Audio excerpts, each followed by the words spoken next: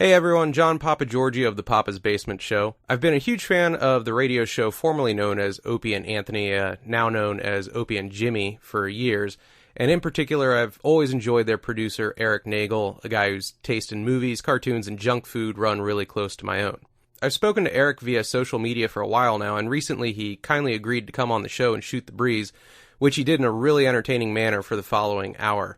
I just want to mention before the interview starts that in addition to his airtime with Opie and Jimmy, Erik has his own show every Saturday night on SiriusXM called It's Erik Nagel, dedicated to all the things he loves in geek culture, though in the interview he'll explain why he hates that term. If you like the interview, please hit him up on Twitter or Instagram. He's a great follow. His handle is Erock Radio, E-R-O-C-K Radio.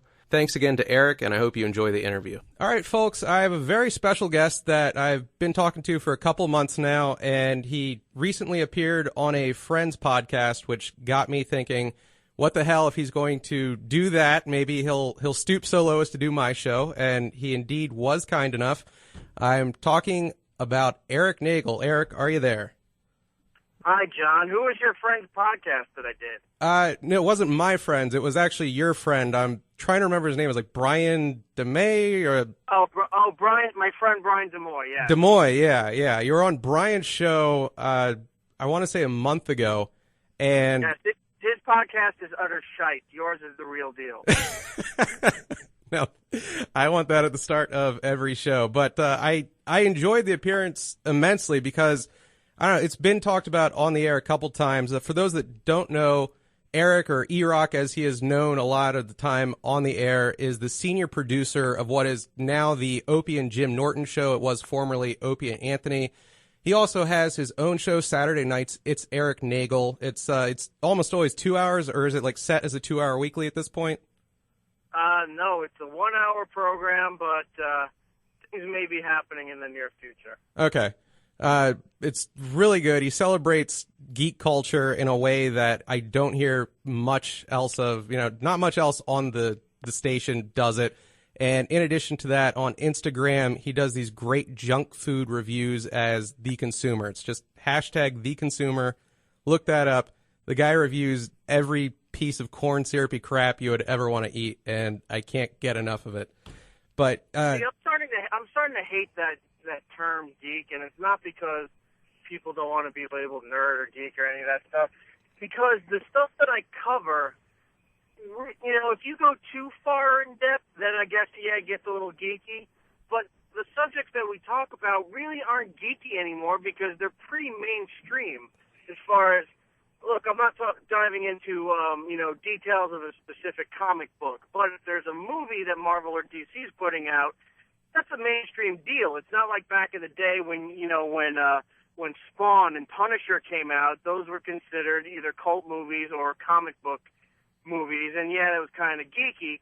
But now it's like when you're putting out, another Avengers or Batman versus Superman, it's not really geeky anymore because everybody in the mainstream pretty much wants to see this or knows something about it.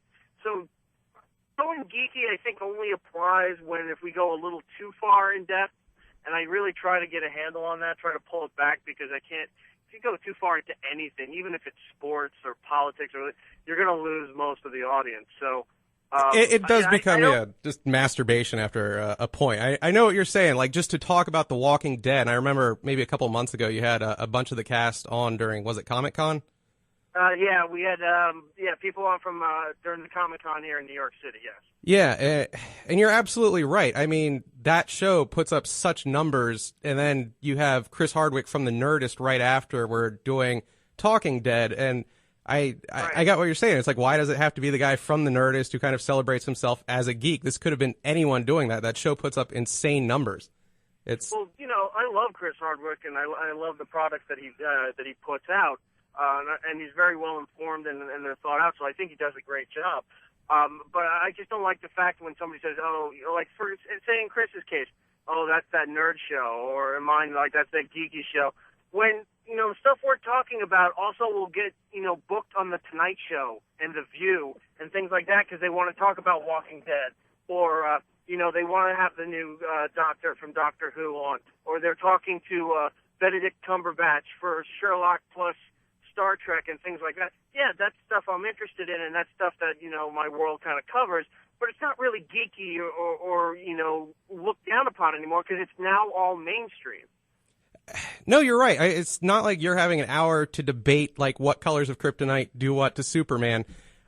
When did it take the plunge to go more mainstream, do you think? I like off the top of my head, I have to think at least part of it was the Spider-Man movies. I know you'll probably blow me up with a much better answer, but I kind of remember those getting a really huge release, and since then it seems like the foot hasn't come off the pedal of like comic book movies and comic culture in general. I think it even goes back a little further. I think it even goes back to Star Wars Episode VII in the beginning of the 2000s. What was it? Attack of the Clones, I think is the subtitle. Yeah, that was the Clones and was too. That was one of the first, and it was promoted this way. It was one of the first movies that was, fully in HD. So once you started getting everything in HD, and if you say what you will about the first three Star Wars, I can't even say that because that means 4, 5, and 6. See, this is where the geeky stuff / mainstream, you got to start divvying it out.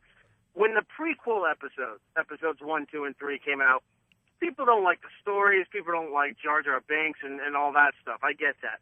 But if you watch those movies, visually they're kind of amazing to watch. And Star Wars Episode 2 was one of the first movies that they were really promoting and done that was fully in HD. And I think because of that, what led to Spider-Man getting, more attention and then opening up the world for comic book movies and whatnot again. I think that pretty much goes hand in hand with HD, bringing all this geeky stuff to become now mainstream and pop culture, because a lot of this stuff, you watch it, if you watch The Avengers, there's a lot of action in it, and even if you don't know the background of the characters, if you sit down to watch it just as an action film, it's visually stunning. So you're watching these things, and you're like, I can sit there and watch this. This looks great. Now I see why everybody likes it. Mm-hmm. And I think with Guardians of the Galaxy, that was a combination of both, where it looked amazing, but the storyline was it was done in a way, and the dialogue was done in a way where even if you didn't know the characters, and a lot of people didn't know Guardians of the Galaxy, you could watch it and be okay and follow through with it without having to know the history of what was going on. So I think it really goes back to Star Wars 2 with HD, giving it the boost that now everybody for these geeky movies wants to go see these geeky movies because they look amazing.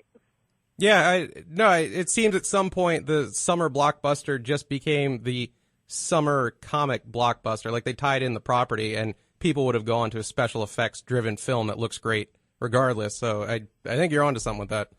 Well, people, for a long time, I think the 90s even pushed that with the special effects movie, because remember for a while, a chunk of the 90s, you were waiting for the Will Smith movie around Memorial Day or 4th of July.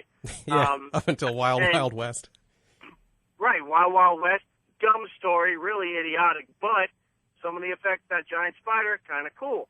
And then, who doesn't love Independence Day, whether it's for the corny dialogue or it's for the actual, the ships blowing up the city and what have you. Mm-hmm.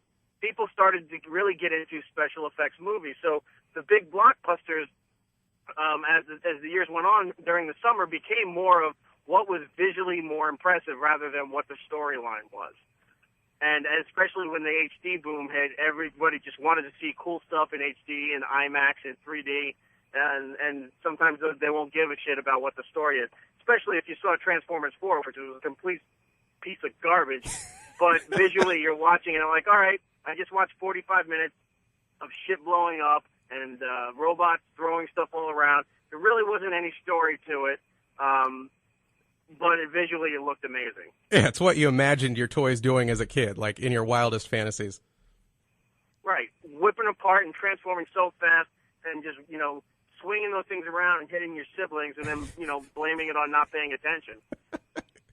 I was actually going to save this question for towards the end of the interview, but since we got into the whole geek thing, I guess before we get to the meat of things, your thoughts on the trailer for, I guess it's Episode 7, right? I'm trying to keep everything straight.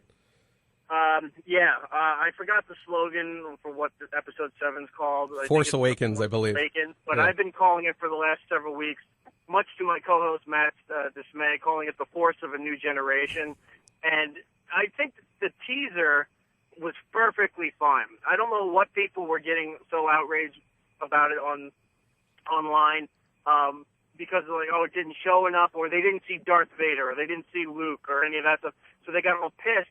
But it was a teaser. It wasn't the trailer. It was a teaser. And, you know, in the last 15 years, when you get the final trailer, it gave away most of the movie anyway. So you know what you're going to see, and you know how everything turns out based on just watching, you know, the special edition movie trailers.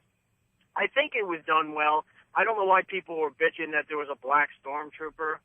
I had heard a little about that. The only thing that confused me about it was I thought all the stormtroopers were, you know, what's his face, Boba Fett, or like just. Well, based on Star Wars Episode VII, you know, you saw that it was not Boba Fett; it was off Jango. Jango, yeah.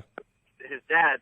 But I guess the point of the clones, you know, moved on. Not moved on, but they moved on past the point of having them cloned, and people seem to be being recruited like you would for the army to join this rebellion there, or empire. Or I don't know what's going on, because the empire is supposed to be gone, and the rebellion is taking over. So you don't know if the stormtroopers are with the rebellion or is the empire coming back.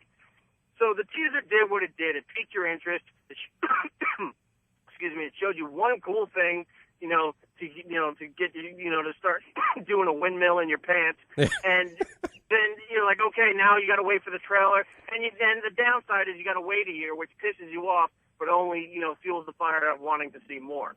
So the trailer did what it intended to do, and it provided what it was supposed to. I don't know what people are bitching about. No, I think the only fear you can have based upon, and it's not even tied into the trailer, it's just J.J. Abrams as a director in general, because I know a coworker of yours, Ron Bennington, I was listening to Ron and Fez, I don't know, several months ago, and he was talking about catching the second Star Trek film. And up until then, I'd been pretty ambivalent about the Star Trek flicks he had done. I'm like, okay, they are what they are. They're fine.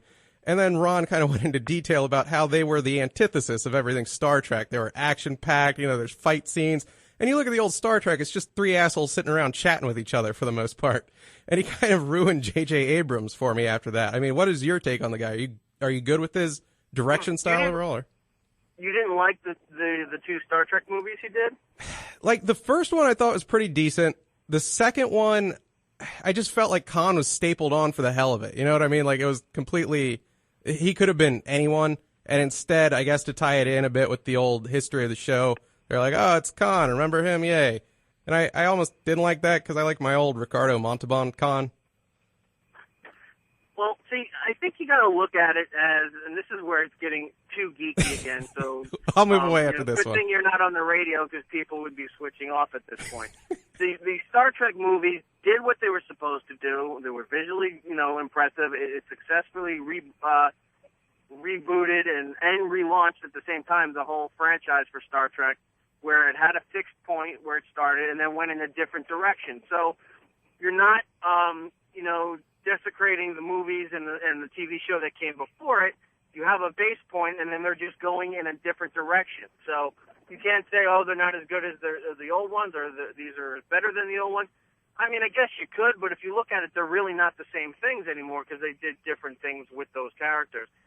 The movies themselves, Star Trek, was never really ever action-packed.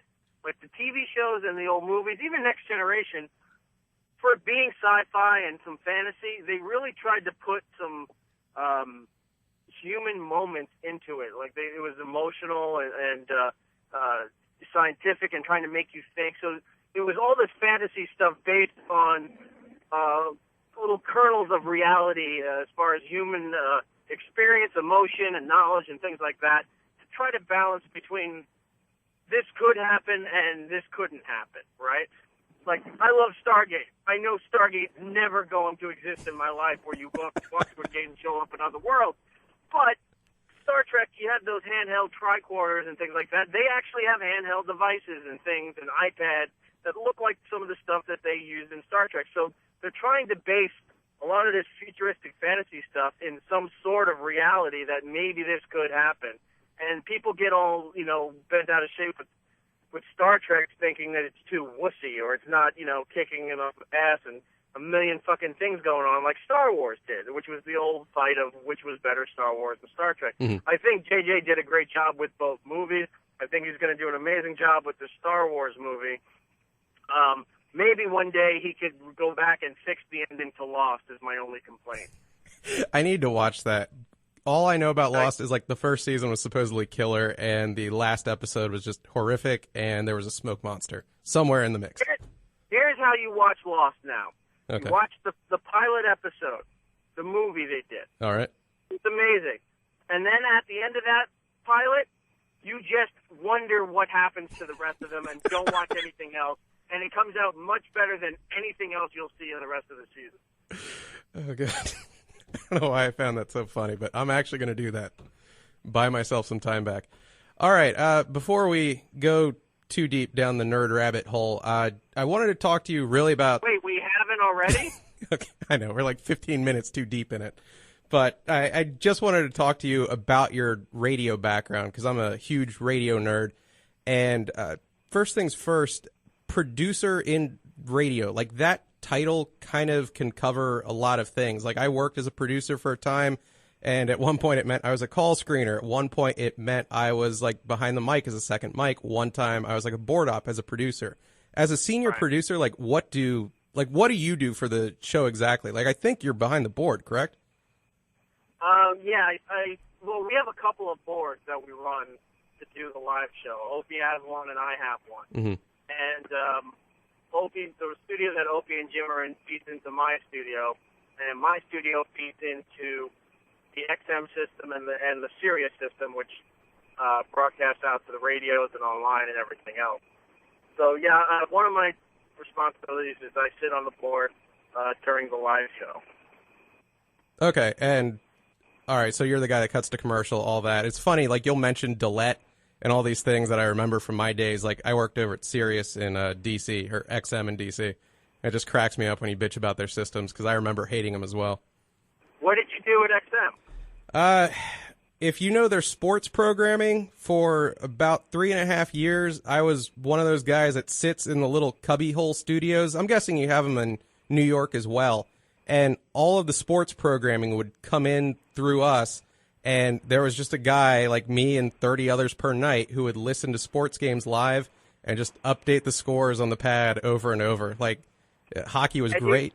Sorry, what? You'd hit those buttons for when the network feed would go to their spots. You hit the button so that XM would take over and play their spots over that. Exactly. You'd hit the little chain icon to link the commercials together and play them and time it out right. Right.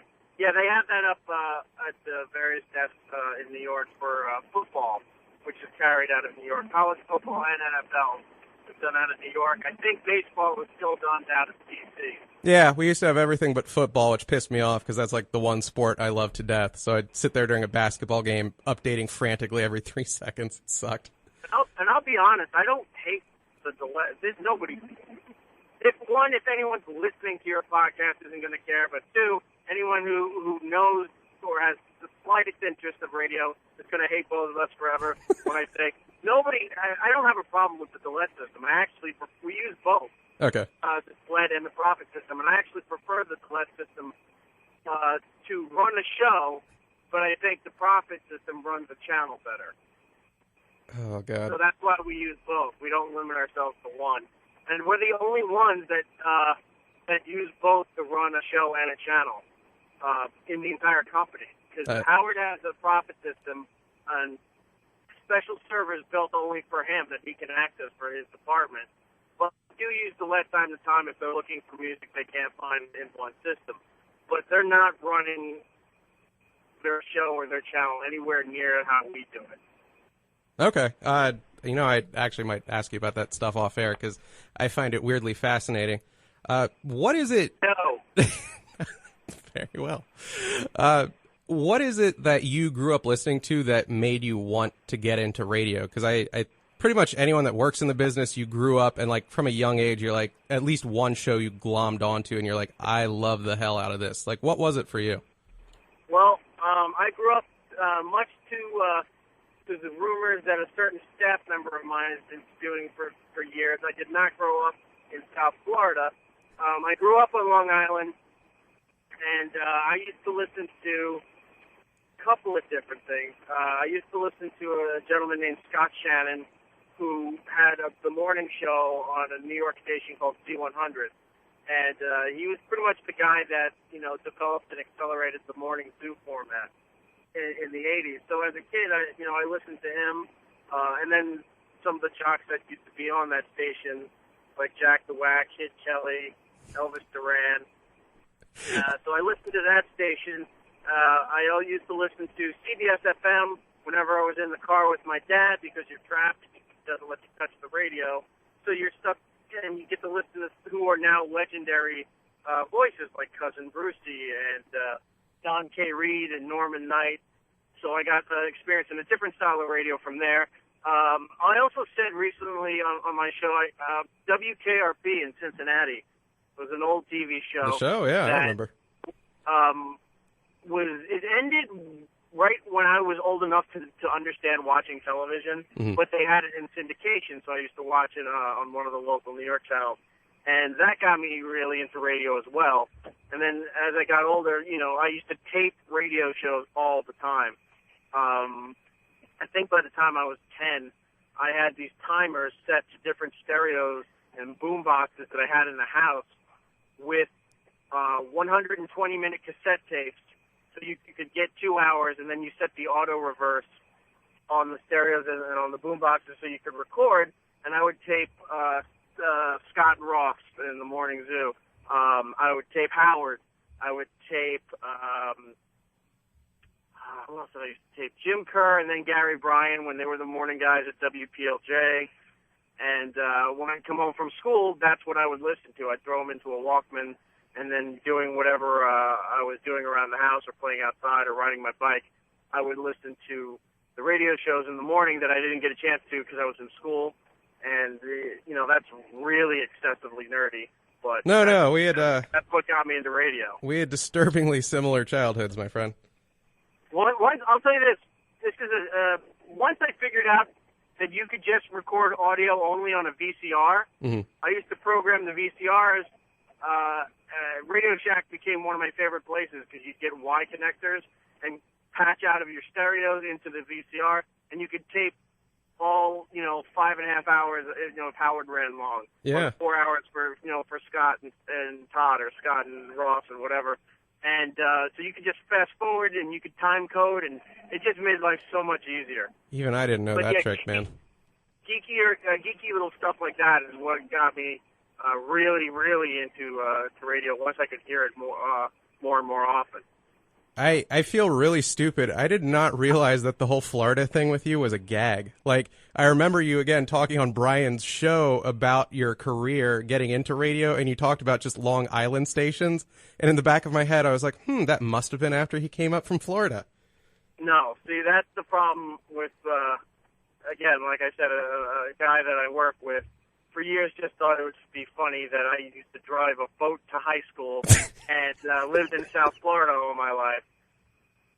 But that was never the case. I lived in Florida for maybe 3 years in my 20s before coming back to New York, and Opie and Anthony came back to satellite radio. Okay. So that's it. Just a brief Florida break. All right. I really didn't know that. I feel stupid. On the air, and especially back when it was more Opie and Anthony, I think it has tapered off now that it's Opie and Jim. But you, I guess you're kind of known for getting some level of abuse on the air. And it's very weird because a lot of the show's focus is on your weight. And for the record, Erik is not a fat dude. So it kind of is funny, especially he'll post photos on Instagram now and you see him and it's like, why is he getting clowned so hard for his weight? Like, not only that, you have like the shit luck of being the one guy who works with like a team of skinny people in radio. Like, by radio standards, you're not only thin, you're like anorexic. You know what I mean? No, we had a good mix of skinny and heavy people. The late great Steve C was skinny for a while, was huge, and then skinny for a little while, and then went back to being huge. Roland was, Roland is described on air as pretty accurate. I went from skinny to a bit heavier over the course of the show. I actually was never really heavy until I started this job, and that's what you get for when you're working for really, really mean and cruel people, as far as their on-air personalities go. So it does take its toll, and then I got to the point where I said, you know what, screw it. I'm going to get shit for whether I do stuff or not. I'm just going to enjoy myself, and that's what I did. And a lot of that stuff translates into stuff that I talk about both on my show or gets brought up on Opie and Jimmy, because you guys got to learn to know when to care, when not to care, and just do whatever you want to do to make yourself happy. Because if you're constantly worrying about this stuff, you know, the stress and anxiety is going to just, you know, fuck you up inside. And it has, you know, it does fuck you up. I've been through, you know, a couple times where I went through some bouts of that, but then you just settle down, you realize, reassess, and then go, okay, I'm going to change some things, and then you wind up being happy again. It's the guys in radio that used to have to go town to town to have radio gigs are the ones that are the most fucked up, because that's what radio used to be. Unfortunately, I've been in a position where I have moved around and done some things, but I've been lucky to stay in close markets, New York, Pennsylvania, and down in Florida, where you're not, you know, taking everything that you own and throwing it out or throwing it into the back of a car and then going across the country trying to find work. Those days, I guess they still exist, but not as much as they used to. So doing radio actually is kind of easier nowadays. Yeah, it seems that if you do luck into a job, you kind of stay within the market and maybe even just get promoted from within in the station. Well, yes and no. Yes, that does happen. But gone are the days where if you got into an argument with management or they were going to lay you off and you go, fuck it, I'll just go across the street to another station. That doesn't happen too much anymore because there's only like 4 companies, I think, that own the majority of all the radio stations. And for as big as this business is, it's an extremely small world as far as knowing people in this business. And if you screw up in one place or if you fuck someone over in one company, you go to another company. If you're lucky enough to go to another company, so be it. But then, you know, chances are you may work with this person again, or this person may be in a position of power over you or in a position of influence for something that you're trying to do. And because you were a dick to this guy, he's going to ruin your career or not help you out. And so you just kind of have to pick and choose your battles as far as it goes. But I don't know. Radio is what it is. No, you're absolutely right. People, I don't think, get that from the outside, that it has really, I want to say, I don't know, since the whole Janet Jackson thing and then the FCC fines got changed, it's constricted very, very much into just this handful of personalities, and everyone has to cling to their job, and it just feels like there isn't a ton of upward mobility in general. Like almost the guys that were on air stay there, and that's it. The Janet Jackson thing sort of, it didn't start it, but it ignited what our show considers fake outrage over things. The early 2000s, you had, like, your social media was a message board or like AOL Instant Messenger. Cell phones were still fairly new. Not everyone had them yet. And, there wasn't Twitter, Facebook, all that stuff. And MySpace was just starting to come around. So you still had the news that would, looking to generate publicity and make a story would cause these problems for what they deemed shock jocks. And, and Howard got in trouble for the Janet Jackson thing, which didn't make any sense because, all right, so she showed her boob accidentally during the Super Bowl halftime, so they went after Howard. Like, they went after MTV, they went after the NFL, and they were like, fuck you, we apologize, but we're not doing anything about it. You're not going to fine us for it. And then they went after Howard for some reason because of his content, and he got this ridiculous fine for no reason. And then they went after Bubba the Love Sponge, which added more fuel to the fire because he tried to do something where they were going to kill a wild boar live on the air. Mm-hmm. And he did have, I guess, what you would call the right people to handle the situation, like wildlife and game conservationists or people who do this for a living. But that got blown out of proportion, and Bubba got dropped off of syndication, dropped from Clear Channel, lost a lot of money. A huge fine was levied against Clear Channel, and just so much nonsense sparked from this shit. And then now, because of social media, you don't even need the news anymore. As you can see in Anthony's case, he put some stuff online, and it wasn't even on the news yet. People were just getting fake outrage online based on stuff that he said, and then our company just reacts to that. It wasn't even in it wasn't on the AP service. It wasn't on the front page of the newspapers yet. It wasn't on the headline screen on CNN or Fox. It was off Twitter. Yeah, that's what I remember most. It was just a Twitter-based outrage and a couple of articles. You don't even need the media anymore to cause a speculation and a fake story, or make a bigger story out of something that's not really a story, because you can get some dumbass, some college kids or fake activists on Twitter causing big enough deal that news got so lazy they'll go, oh my God, these people are upset by what this guy did. This is a story, throw it up on the front page or put it on TMZ and put it on the news. And then you get all the people who aren't tech savvy and social media savvy to join along with the outrage. And then it goes away. And then, what good did you do? You ruined someone's career, and they moved on to the next thing. And nothing happens to those people. They don't get penalized for their nonsense. So you don't even have to do anything anymore to get in trouble. No, you're right. People can just take it and run with it, and there's a lot of just rampant tweeting, rampant Facebook posts, and there's no action that follows it. And yet, in your former co-host case, Anthony lost his job over that, man. It really was maddening. Yeah, well, I think, we did all that could be done. But he's doing well, and God bless him. He's happy, and his show's doing very well. And Opie and Jimmy are doing very well with satellite, so everyone made the best of a bad situation. Is that something, I hadn't really thought about asking this, but is that something like It's Erik Nagel? I know that is your Saturday night show. Is that, when you put that out, did you think of that as just I'm putting out programming for, the Opie radio channel? Or in the back of your head, are you like, hell, this could all end at any minute, both because of this whole Twitter fake outrage, or because radio is just being radio and, kind of contracting in on itself and becoming smaller and smaller by the day? When you put out It's Erik Nagel, is that your foray into putting out, the Erock brand, as it were, or are you just putting out a show for your channel? Well,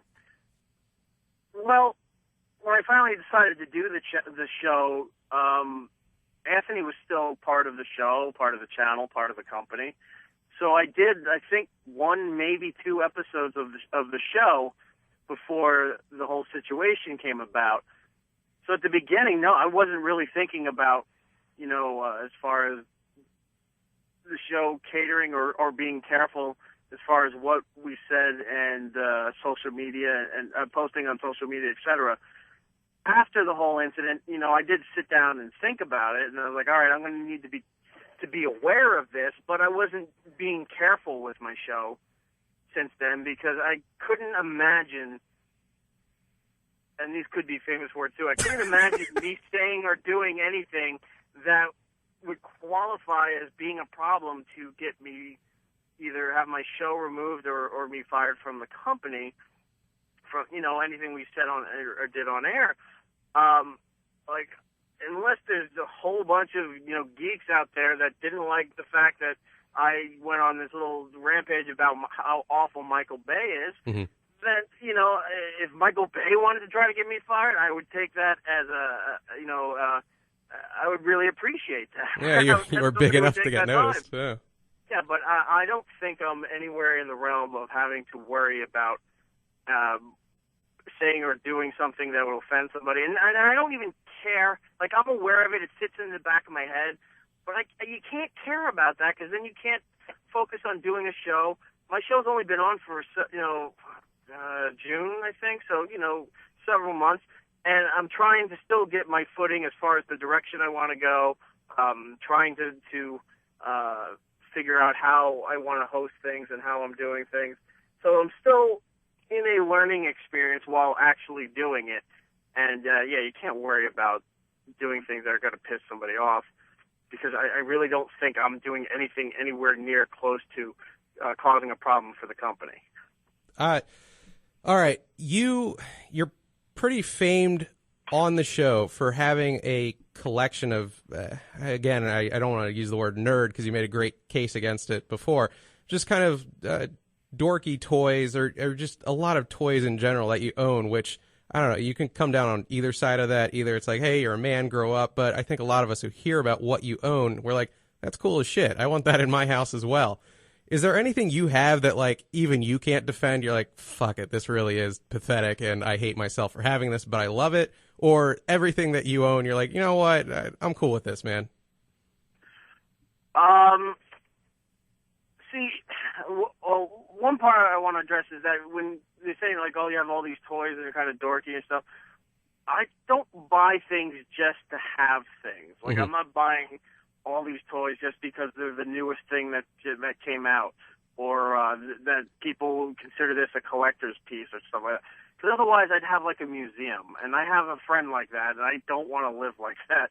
I had a bunch of stuff that I was interested in, and then I actually had to limit it down and got rid of a lot of things, because I was just like, look, I'm going to have to focus on what I want to actually collect.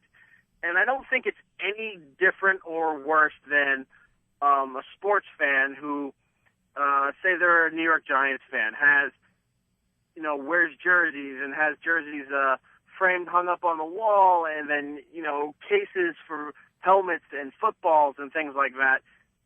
People to say, oh, that's okay, that's acceptable. But it's the same thing as if you're doing that and, like, say I like the Simpsons. So I have some cool Simpsons stuff around my house here that, is not in the way. It's not an eyesore. They're kind of cool little pieces. And it's just the same thing. It's like I have this stuff, and those guys have that stuff. But if it's sports, it's considered okay. Half the time, I think if it's sports, it's psychotic, because there's some real strange, weird shit that people collect. As far as sports collectibles, and it makes anybody who collects anything kind of look and go, "Really, dude? You have the guy's towel that he wiped his head off and threw into the into the audience, or you have a uniform that he wore that has the dirt stains on it." And like that's a little creepy to me. If you had a replica jersey of Joe DiMaggio hanging on your wall, all right, I get it. He was a legendary player. Your Yankees are your team. I get that. But when you have something that personal that still has this, like I got his old baseball cap that has the sweat stain in it, you're like, what the fuck is wrong with you? No, sorry. I was just going to say, I like a lot that you have made that connection. I don't think many people have that. The love of sports can get so much nerdier than anything like that's quote unquote geeky. Like just getting deep into like fantasy football, even for my money. Right. It's, like I hear that shit. It sounds the same as like people dissecting, fucking orcs and like rolling for critical hits and Dungeons and Dragons. It's the same. It scratches the same itch. Glad you brought that up, because I'll get back to the toys that I have in a second. Yeah. Glad you brought that up, because even diehard sports people will look at fantasy sports people and go, "What the fuck is wrong with you people?" Like they'll look at them as nerds, even though these are guys that are passionate about football and know all the stats and the players' statistics and all that stuff.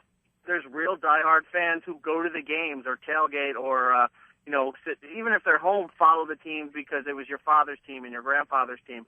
We'll look at those guys and go, you're a bunch of nerds, and I can't stand fantasy football. Fantasy football is the sports equivalent to, I guess, if the nerd and geek culture, like you said, if you're Magic the Gathering or Dungeons and Dragons and things like that, that's just as bad to our community as fantasy football is to the sports community, or any kind of fantasy sports, by the way. The only way they get around it is because there's a gambling aspect to it, so that they win money, so that makes it okay. But I mean, if you bet on Magic and Dungeons and Dragons, which by the way I can't stand, I don't like any of those kind of games. I actually do Magic to some extent. You know what? You would lose the argument too. It's like, hey, I could still win $400 each week. And you're like, all right, you know what? you're winning money, I can't really shit on it too much. It's funny how that mans anything up, making a couple bucks off it. Yeah, pretty much. As far as the toys that you asked about what I have that's kind of pathetic. Kind of pathetic, or even something that you're actually really proud of. I'm a huge Simpsons geek. Is there any like really weird Simpsons shit you got that would blow even my mind? Or I have a lot of stuff that I'm proud of. I have a lot of stuff that's just, that's okay, and it looks kind of cool, or it's part of a set that I wanted it. I don't know if I have anything that I would be ashamed. I'm really trying to think. I don't think I have. Look, because if anything, you're going to be ashamed by the fact that you have toys. I don't really care about that because that's a generational thing too. When you get like older guys, they're like, oh, you collect fucking toys and whatever. Yeah, you know why? Because I actually enjoyed my childhood and I enjoy my life now, and I think it's okay that I have this stuff because I don't need to be bitter and miserable about my life, and I can look at these things and go, it's kind of cool that I have this, even though I work a job that could be difficult or something. It's nice that I have this here, and I can look at it every day or when I want to look at it and enjoy the fact that I know that I have it. And it's all the guys who need to be men, and like you can be a guy, you can be a man without having to be 100%. Like you got to do everything by this mold or you don't. Yeah, I know what you're saying. Like I think back in the day, older generations, it was almost like you went through this rite of manhood, almost a tribal thing. It's like once you exited the other side, all that boyish stuff you left behind. And these days, we take it with us, kind of. I'll tell you one pivotal moment in my life when I realized that all this macho man stuff was total bullshit. All right. Was in my early teenage years, I'm in my den and I'm watching Looney Tunes, old school Looney Tunes. Uh-huh.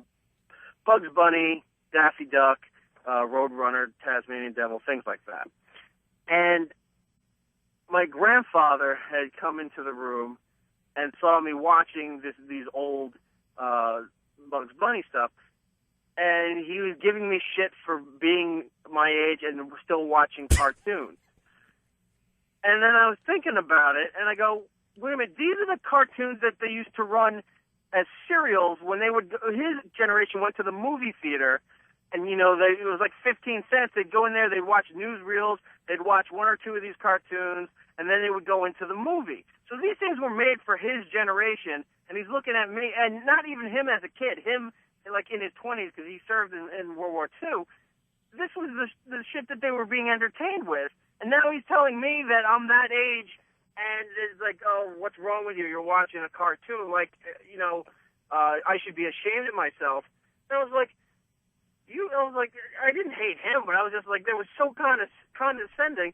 I was like, this whole thing is such bullshit. I'm just going to like whatever I like. I don't need to be doing something just because you're older and you should put things away. And it turns out, I don't know how old you are, but, I'm in my mid to late 30s, and my generation... I'm 33, so we're same ballpark. All right. Has learned that you can still do all this stuff, be into sports, be into, you do home improvement and construction and stuff, but still like these other things that you liked as a kid. When your whole life is all about just your childhood, that's a problem. But when you can incorporate some of this stuff and some new stuff into what you're doing now, there's no problem with it, because who are you affecting? It's not like you're dumping thousands of dollars from your bank account and your children's college fund because you needed to get, a new Iron Man, life-size bust for your living room. But you can still go out and get these little things and enjoy them and appreciate it for what it is. No, I agree 100%. And trust me, I have a friend, actually the guy who draws that comic we sent to you, the Spookies, he's deep into art, and his basement is a den of Thundercat and He-Man crap, and I wanted to shit on him for it, but I go in his basement all the time. I'm like, you know what, this is fucking cool, fuck me. Right, and there are people who do collect that kind of art because it's familiar and it's what they enjoyed growing up. Other people who collect animation cells. I talked about this on the show not too long ago. I have a couple of Simpsons animation cells that I have professionally framed and hanging on my wall because I view it as art. You know, I sit there and I look at it. It's from a show that I love, a show that I grew up with, a show that's still part of my life, and I have these hanging on, you know, on my wall there, and I look at it, and I can still appreciate it for what it is and where it's from, and still view it as, you know, being somewhat adult. I actually, you bring up The Simpsons. I have to ask one question about this topic. I almost forgot it. Are you one of those guys that is loving The Simpsons as much as you ever did, or do you believe that it has at some point jumped the shark, and even if you're liking it now, it is a diminished product? No, I don't think it's a diminished product.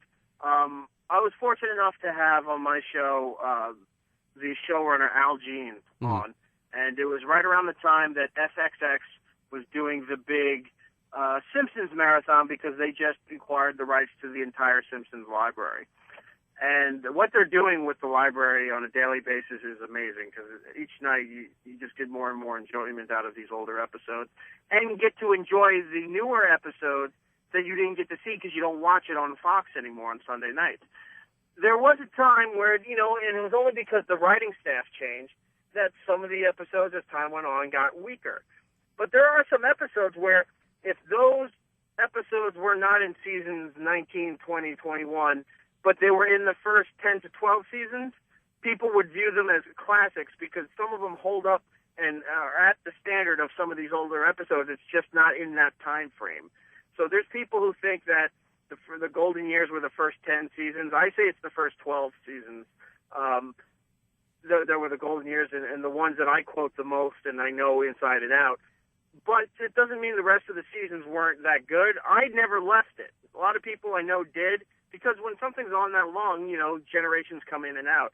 But this is the one show in my life that I happen to stay with outside of WWE, where I watched it through all the changes and everything. I'm still there, and I'll be there till it ends. Just to say I watched this thing from beginning to end, and this, you know, because it means a lot to me, and I really appreciate it for what it is.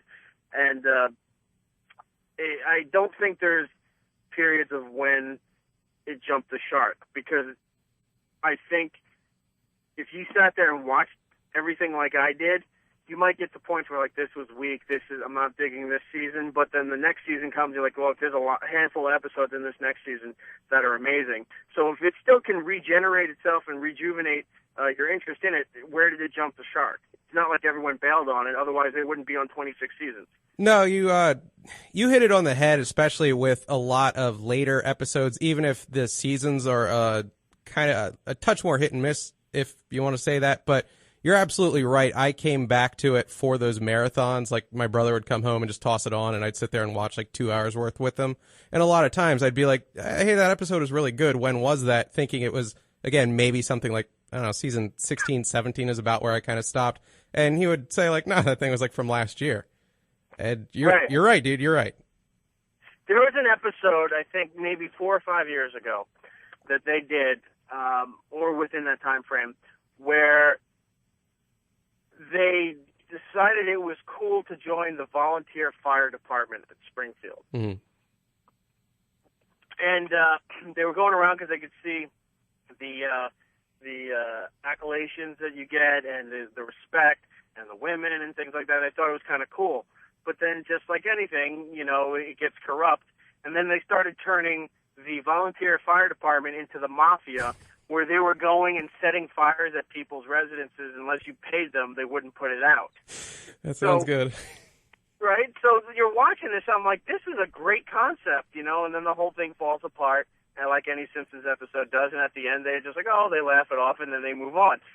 So I'm watching the episode, I'm like, this is really good, and it was within the last 4 to 5 years, that one could have held up with any classic episode from the first 10 to 12 years, and would be just as good.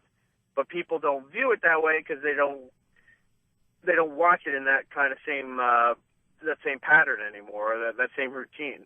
Yeah, they don't look at it. I mean, I remember watching the first 6, 7 seasons. I was like, this is some really high comedy, and I never missed it. And yeah, by like, I don't know, season 12, something like that, it's not that I tapped out hard, but I wasn't watching quite as much as I used to. Before I let you go... Because you grew up and you probably discovered girls and had a normal teenage life, where I did the complete opposite. I invested myself more into television and radio. And only found out years after college and everything that there were girls in high school that gladly would have dated me and then liked me, and I went, oh shit, I had no idea. So you win some, you lose some. No, that's maybe the worst thing when you go to a reunion and it's like, why didn't you ever have the nerve to ask me out? And you're like, because I thought everyone hated me. I was a geek. No, I never thought that at all. In fact, I never really had problems in high school with people like either hating me or not fitting in or whatever. Mm-hmm. I kind of just floated between groups because I played baseball for a little while, so I knew the jocks, I guess, and some of the popular kids, and then I was also in art class and a couple other classes with the more goth kids or the artsy kids, and you go out at lunch and you hang outside, with the burnouts who were smoking and everything. So I kind of just floated all around, so that I really didn't have a problem.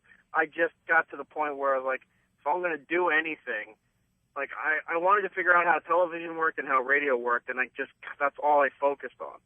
And looking back, I don't regret it whatsoever, but I do look back and go, damn, I could have had a lot more fun than I had I just, opened my eyes and looked around and what was around me rather than just having blinders on saying, I'm only going to do this.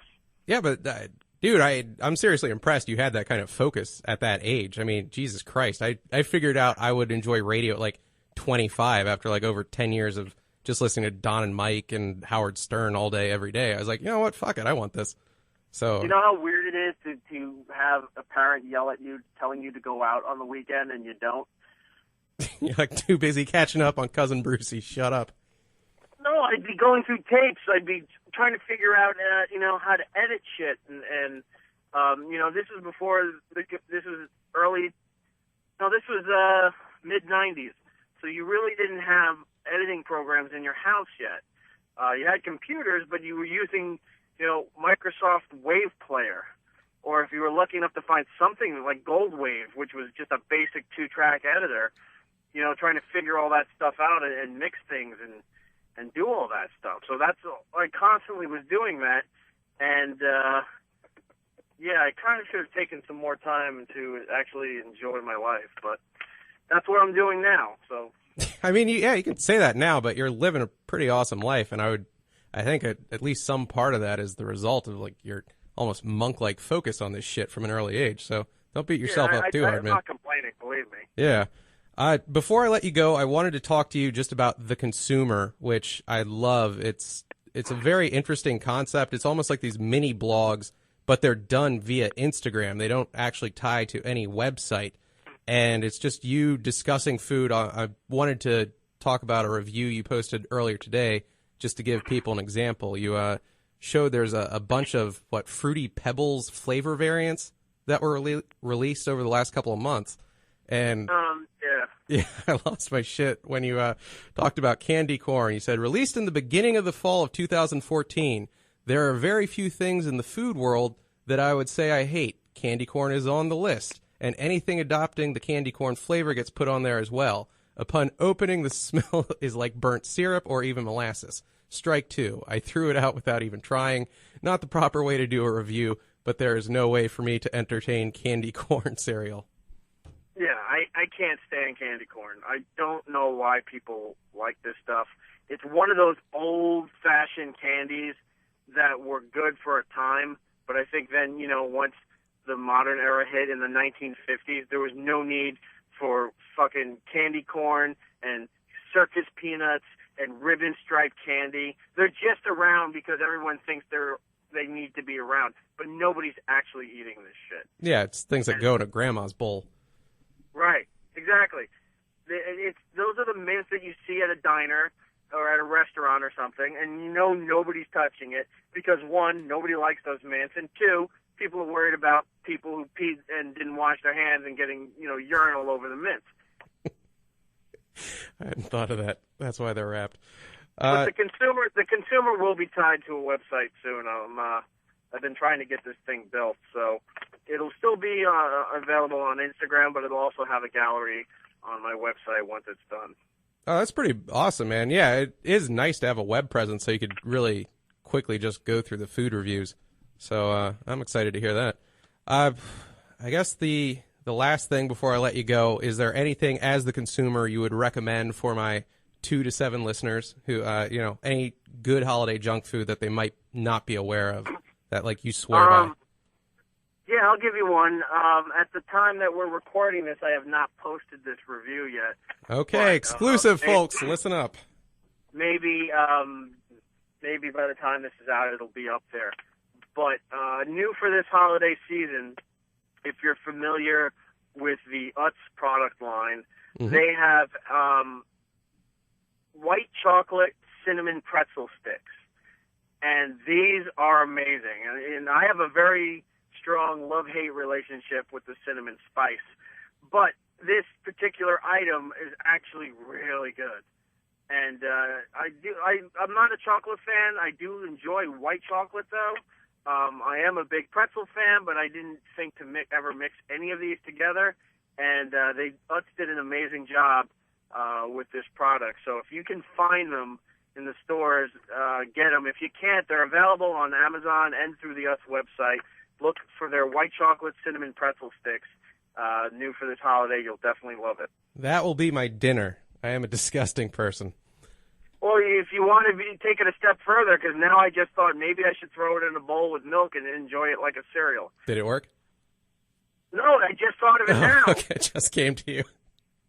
Yeah, I didn't even think about it until just now. I'm like, this is pretty much like Cinnamon Toast Crunch, so I might as well just throw it into a bowl. Oh, God. And there's a race for me to get home now, man. That is a great idea. Erik, I just wanted to thank you for coming on the show, man. It's great to finally get a chance to chat with you.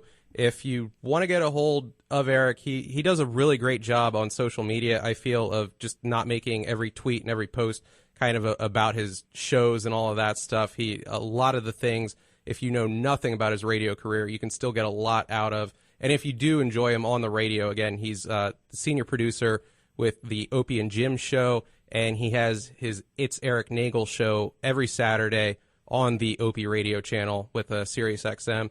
But his handles on both Twitter and Instagram at Erock Radio, EROCK Radio. You'll get a lot out of it.